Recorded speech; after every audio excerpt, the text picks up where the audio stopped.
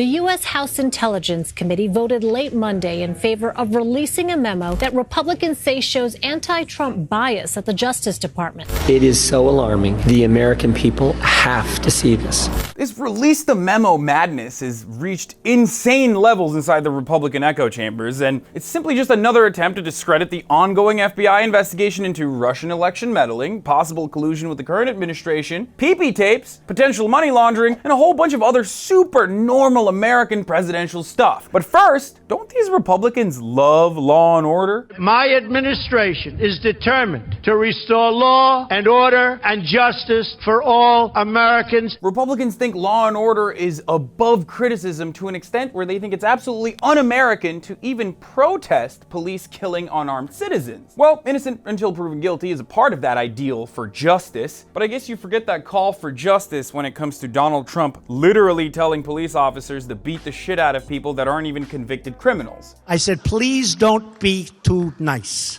And speaking of convicted criminals, Donald Trump pardoned racist Sheriff Joe Arpaio after he was convicted. Was Sheriff Joe convicted for doing his job? That's what...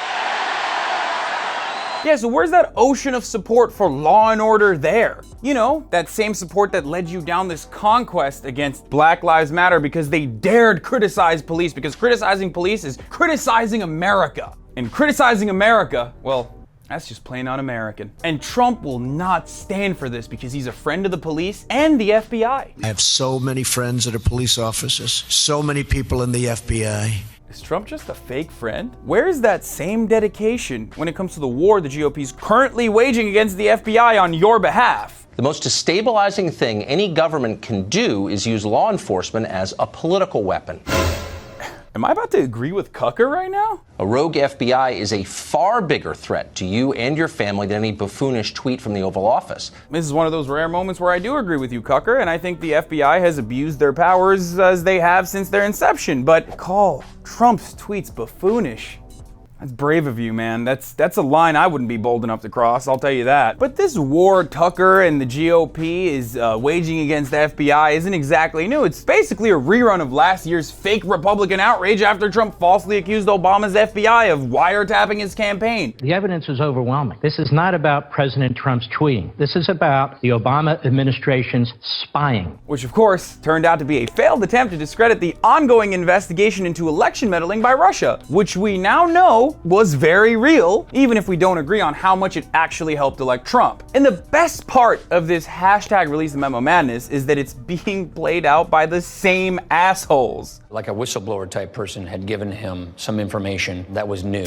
There may have been malfeasance by people at the FBI. Now, three things are really funny about this, okay? First of all, the GOP itself wrote the fucking memo, which they are now demanding get released. Well, release it. That's like me saying I took a fresh thirst trap on my phone and then I spend a week demanding it be posted online and then I go ahead and publish it myself on my Instagram at Hassan D. Piker. Hashtag release the thirst trap, hashtag Team Piker. Secondly, Trump's very own Department of Justice claims this memo is information that could compromise national security. If there's one thing we know, Republicans hate compromising national security. I mean, after all, Hillary's emails! Either she's dumb as a rock and has no clue how to handle government affairs or closely held national security intel, or she's lying. So what's up? Are we compromising NatSec or not? I don't get it. But perhaps the most delicious hypocrisy surrounding hashtag release the memo is that this outrage is supposedly over federal agencies' abuse of surveillance powers, specifically the abuse of FISA warrants that allow the FBI and other agencies to surveil American citizens. So why the fuck did you all vote to extend exactly those powers literally last week? Breaking news that we were covering at the top of the show, the House has easily passed a 6-year reauthorization of FISA. Now, Garrett, this was confusing because the day started off with the president saying he didn't like this, then he did like it, and then there were amendments that didn't pass. What has happened now? By the way, none of this covers for the spineless sacks of shit the Democratic leaders are either. After all, they also voted for this. But I guess what I'm saying is, stay consistent, Republicans. Stay on message. Be like me. I think the criminal justice system is broken and racist and desperately in need of fixing. And I also don't trust the FBI, the CIA, or the NSA. None of these agencies are above criticism. As a matter of fact, they're just like this rat washing itself like a human. No matter how much it cleans itself or stands on its hind legs, it's still gonna be a fucking narc-ass rat. Stupid rat, bitch. Yeah, I had to sneak that in there. This video's mesmerizing. Please don't forget to share this video with your friends if you liked it. Please leave your thoughts in the comment section below. Don't forget to follow me on my new YouTube vlog at Hassan Piker on YouTube, on Instagram at Hassan D. Piker, and on Twitter at Hassan the Hun. And this has been The Breakdown.